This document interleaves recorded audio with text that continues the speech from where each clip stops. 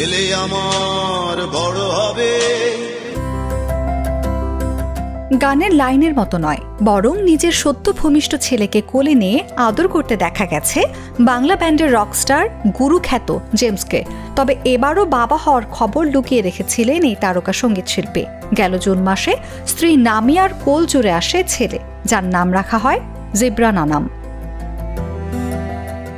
2023 সালের জুন মাসে যুক্তরাষ্ট্রে নামিয়ার সঙ্গে জেমসের পরিচয়। লস অ্যাঞ্জেলেসে এক অনুষ্ঠানে এই পরিচয় থেকে প্রণয়, তারপর পরিণয়। যদিও জেমসের ব্যাপারে কোনো ধারণাই ছিল না নামিয়ার। পরিচয়ের 1 বছর পর গেল বছরের 12ই জুন পরিবারের সদস্যদের উপস্থিতিতে ঢাকায় বিয়ে করেন জেমস নামিয়া। চলতি বছরের 8ই জুন নিউ ইয়র্কের হান্টিংটন হাসপাতালে জন্ম হয় জিব্রানের। 1 মাস যুক্তরাষ্ট্রে থাকার পর সন্তান নিয়ে দেশে ফেরেন তারা।